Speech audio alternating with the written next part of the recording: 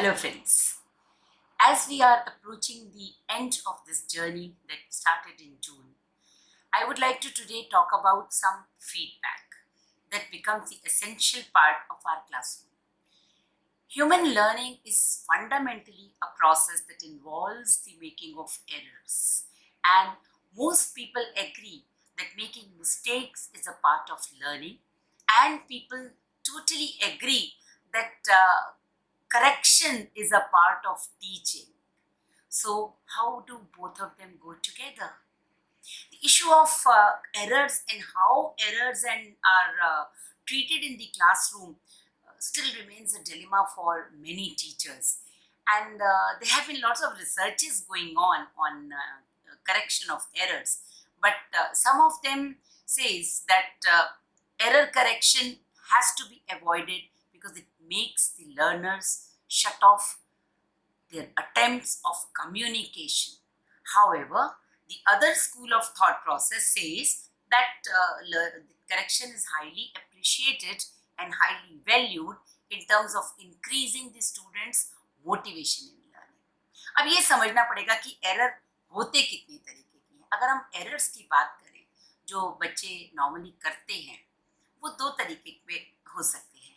Number one, systematic errors जो lack of knowledge के कारण या lack of concept understanding comprehension के कारण हो जाते हैं.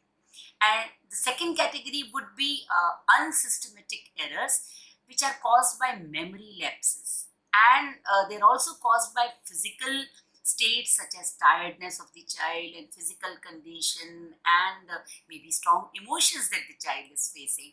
So we as teachers need to understand this, that we have to correct the errors but not the mistakes. I'll take you across. Error से related थोड़ी सी चीजें हैं जिनको मैं समझाना चाहूंगी.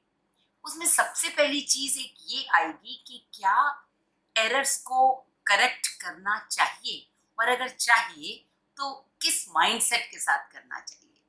सो clearly it is inevitable that learners will make errors, but is this a good thing or a bad thing?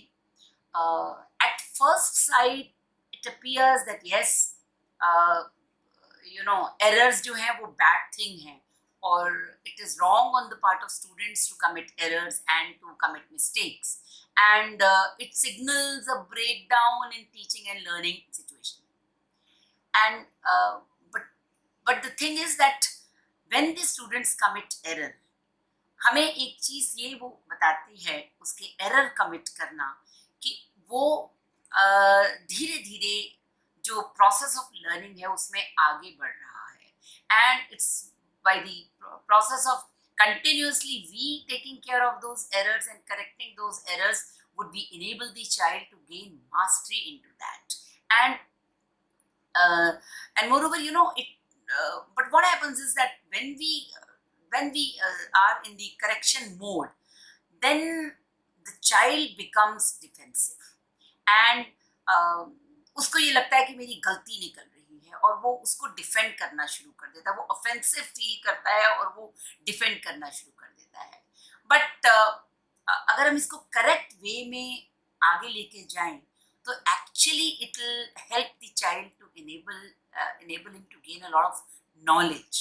So अब हमें एक चीज ये समझनी होगी कि हमें एरर्स का करना क्या है. तो जो एरर्स हैं उनसे रिलेटेड हम कुछ चीजें यहाँ पे डिस्कस करना चाहेंगे.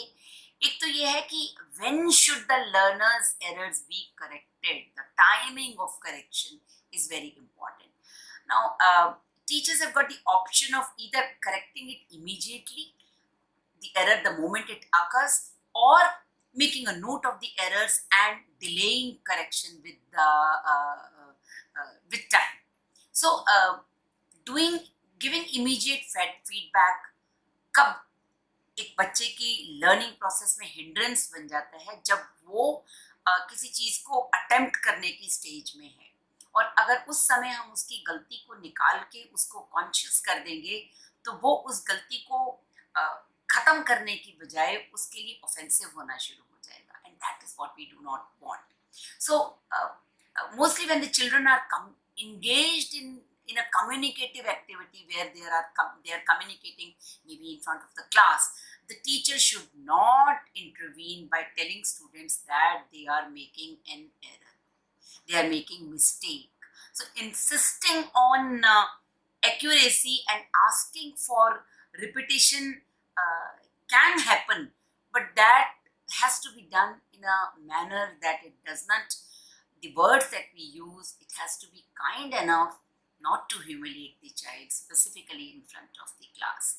So immediate फीडबैक अगर हम देने की कोशिश भी करते हैं बच्चे को, तो हमें इस बात का बहुत ख्याल रखना है कि वो जो फीडबैक हम दे रहे हैं वो क्या उसकी लर्निंग की प्रोसेस पे ब्रेक तो नहीं लगा देगा, वो उसके लिए प्रिपेयर्ड है या नहीं है, वो उसको कंस्ट्रक्टिव फीडबैक के फॉर्म में लेगा या नहीं लेगा. But in case when we are trying to bring the child to perfection, and when we want accuracy, at that time the immediate feedback is extremely valuable to a student. Why? Because this often allows with the pattern of teaching and pointing out mistake and explaining to the child at that point of time what is wrong and attempting on the spot, giving him some more practice doing it by redos and redos. And that is the way when we can bring about the perfection in the working of the child. So we need to strike a balance as to when do we have to give that feedback. Appropriate timing of giving the feedback and the and correction of the error is very important. So another thing is that at times we teachers can postpone some items to another day, where we can give the child enough time to prepare for the next attempt adequately, so that he himself is given the chance to analyze his mistakes, to learn from his mistakes and redo the same thing and attempt it together. So we need to, that's delayed feedback or delayed attempt that we can give to the child. One thing again is very important, that how should the learners be corrected? I said that it should not be humiliating to the child, and also there are different ways in which the incorrectness can be done to the child, or made to the notice, brought to the notice of the child. Number one, it could be repeating. The teacher simply asks the student to repeat what he has just said. Number two, echoing. Like the teacher may echo what the student has just said with a questioning intonation. Are you sure? Are you sure that this? So the child will be reflecting back whether am I committing a mistake or not. Another thing is statement and question. Teachers can simply say that's not quite right, or is that correct, or to indicate that something has not quite worked well. Another way is expression. A simple facial expression or a gesture can be used to indicate that something does not quite work, and this needs to be done with care, as the wrong expression or gesture can in some circumstances appear to be crucial or cruel or mocking to the child. Another one way that could be is hinting, giving a little hint so that the child further works upon that. Another way could be totally reformulating it for the child and enabling him to do it correctly. So these are the corrections that the teacher can do, the feedbacks the teacher can do while she's taking care of the oral work. Now we come to the written part of the work.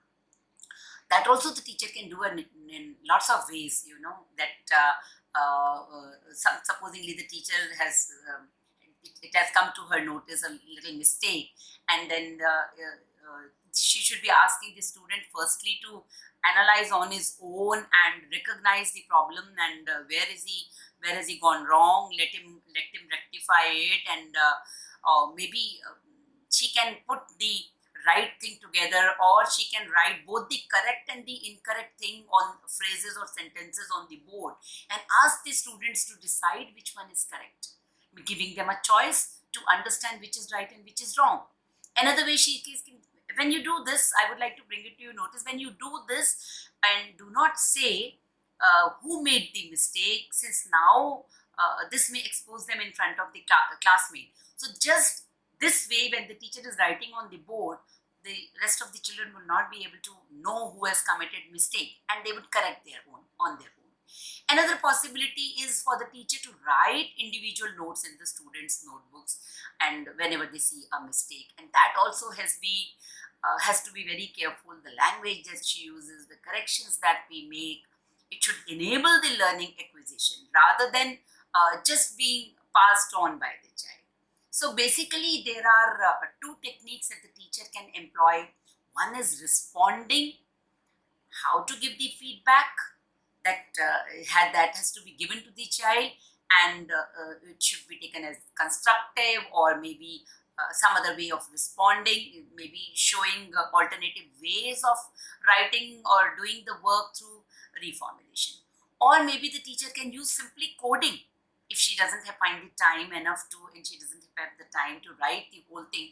She can design her own codings, like use SP for spellings and LANG for language, or GR for grammar when we talk about English. So such symbols can be drawn by the teacher, but it is very important that she conveys those symbols to her students so that all of them know what is expected to be done with that error.